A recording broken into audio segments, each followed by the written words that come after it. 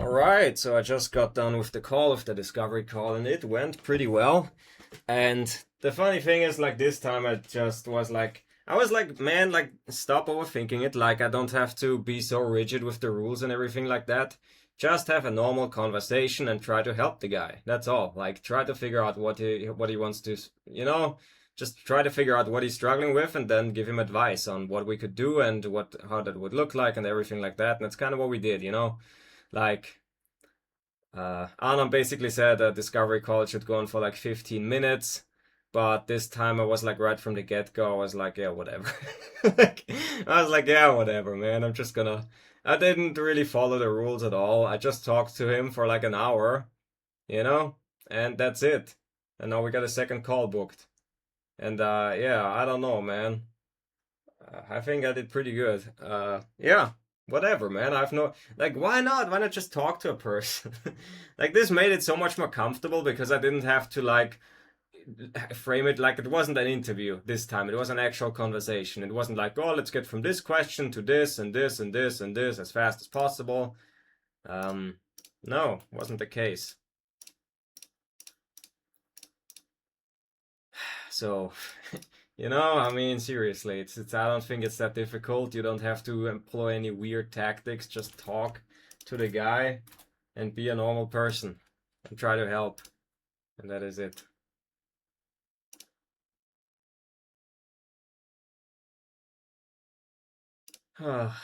Okay, but yeah, this is cool.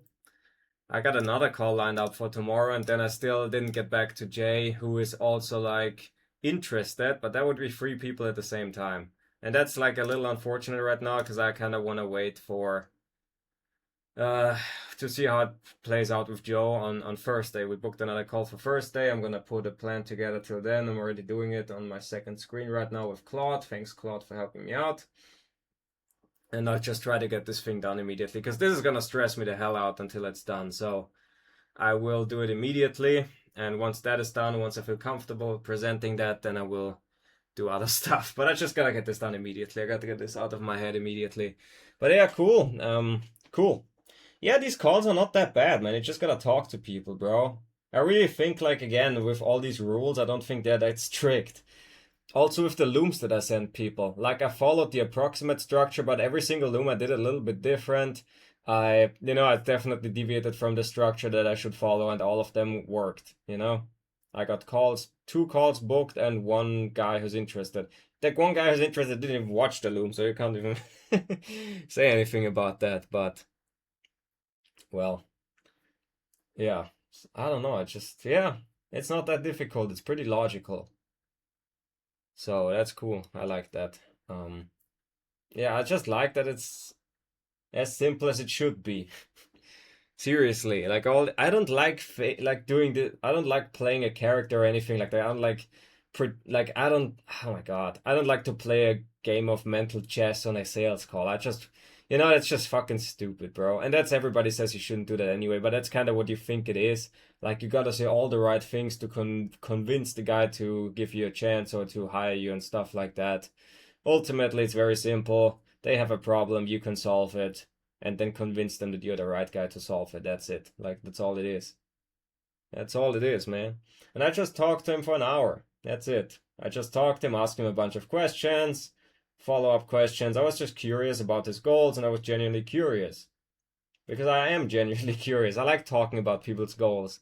That's way more interesting to me than that. Small talk is okay, but it's not really what I'm just interested in actually having conversations about dreams and desires and stuff like that. Because in real life, I have nobody who I can talk to who I can talk to about goals. They don't get it. They don't have any, and they don't get it. So now I'm talking to people that have goals, obviously. They're in the same space that I'm in. So it's really cool to talk to someone like that and get a sense of what drives them and everything. And it's pretty cool. And the guy is actually making good money. So, yeah. Yeah, it's cool. I also it just feels good to it also feels good to do your research properly. I did as much research as I could, as I always do on this on Joe, and that just fills me with so much more confidence, you know? Because the more you know, the less you can get caught off guard. and he didn't really catch me off guard. One time he kind of he kind of turned the tables on me, but I had an answer for him basically. So I asked him what his monthly recurring revenue is, and then he said, based on your research, what do you think?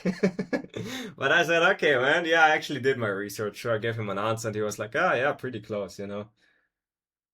Because, yeah, and the only reason why I knew that answer was because I actually checked out his live streams and everything where he mentioned how much he's making, so, where he's making per client, so. Yeah, I guessed it pretty decently well, I guess.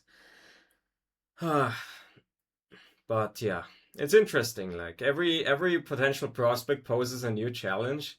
It's interesting because with Joe, it was like you wanna like I'm trying to figure out how I can help him, but then he's like, I'm actually content with how much money I'm making. I'm like, oh well, what now? You know, is that's kind of what you offer. You help them make more money, and then he tells me I don't need more money. I'm like, okay, man, like, okay, what am I supposed to do here now? But yeah, no, there's two things I can do for somebody. I can save them time, and I can make them more money, and I can do both at the same time. I can make them more money and save them time too. But yeah, so for Joe, yeah, he just wants to pivot from doing cold calls for 6 to 7 hours a day. He wants to do more one-on-one coaching. Right now, he is basically just doing calls for 150 per hour, and that's it. Like there's no sales page, no monthly subscription or anything like that. There's no course, no program, no nothing. And yeah, I tried to convince him to actually make a course. That would be great. Like, I was a little hesitant. I kind of got him around the idea to consider it. I think he would be willing to do it now. I'm pretty confident that he would be willing to do it. Yeah. Yeah, I just was honest for the most part. Like some things I just couldn't disclose just yet because there wouldn't have some things I shouldn't just talk about. He just used his recommendations and stuff. Uh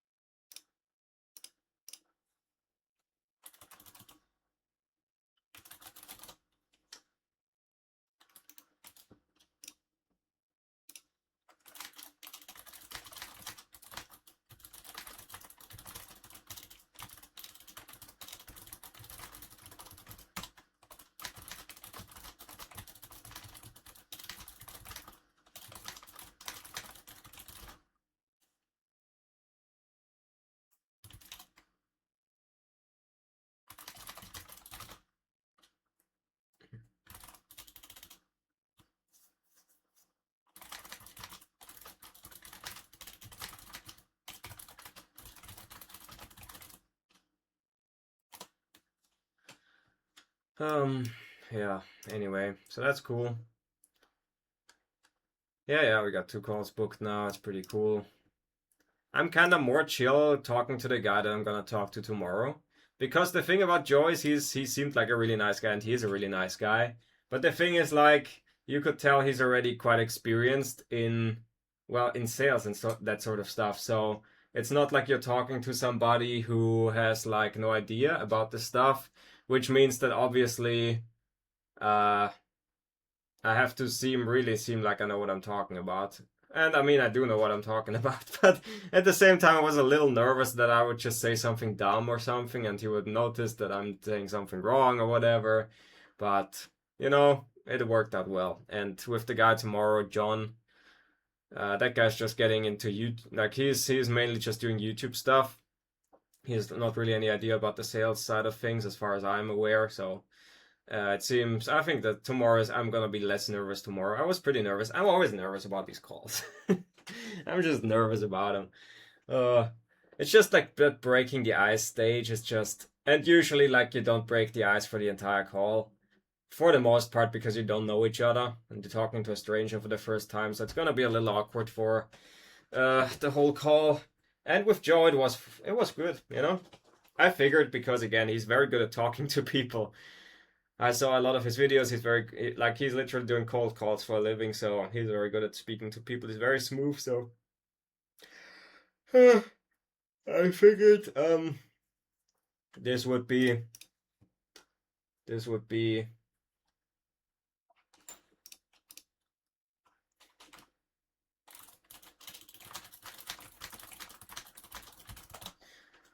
this would be more conversational than usual, but at the same time, yeah, it was almost too conversational. Like he gave so much away that I had a hard time taking notes. But again, the guy is really, really cool, very nice guy, and I'd like to work with him.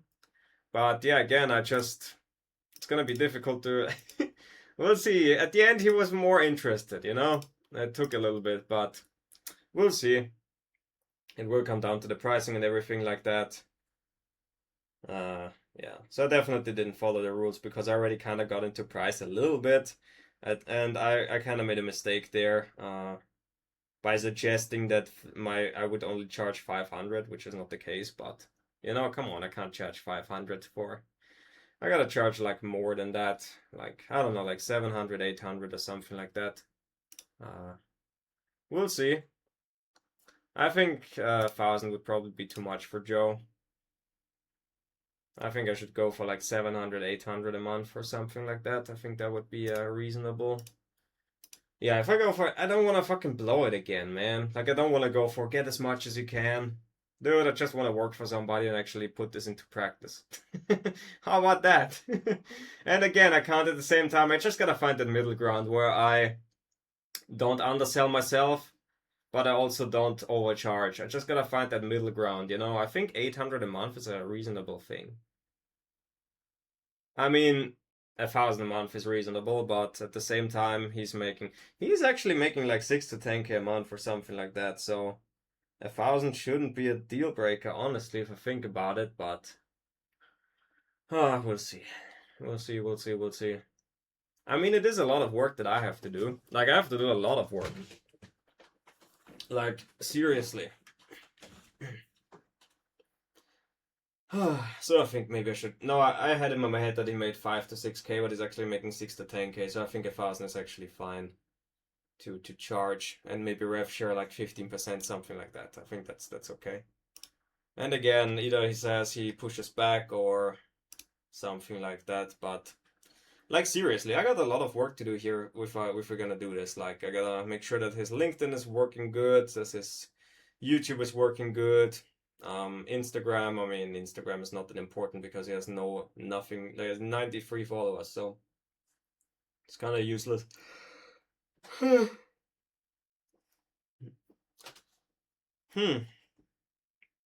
We'll see how this goes.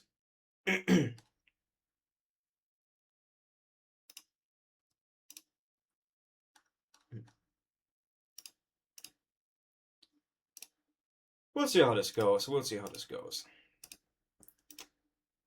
A lot of stuff is happening. I've heard this plenty of times from other people where for a long time nothing is happening and then everything is happening at the same time. That's kind of how it feels like right now. We'll see. Maybe in 3 days from now, nothing panned out from this. That can happen too. Like maybe I don't sign Joe and I don't sign John, and then Jay is also on his way out. So we'll see. Maybe nothing comes of this, but this looks pretty good. You know, it looks good right now. Could I take on 2 clients at the same time? I think so. As I said, when I thought about it, I think so, man. With Claude, like without Claude, no, but with Claude, pretty confident I can.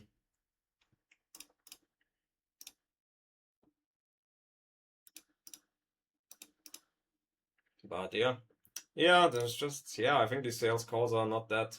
I really don't have to overthink this and be too formulaic. I just have a couple of things that I have to figure out, and that's it. Yeah, and then just talk to the guy. I'm not that bad at talking to people, even though I spend my whole life indoors.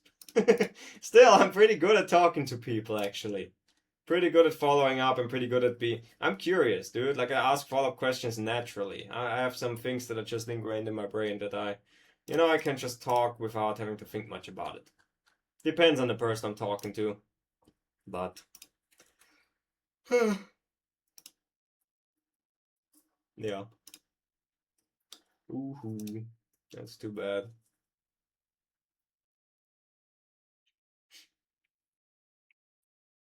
Ay, ay, ay. The newsletter got deleted, bro. Beehive is struggling. Anyway, it's time to, I want to put this thing together now that the plan. I want to put this plan together. What is going on, bro? Come on, man.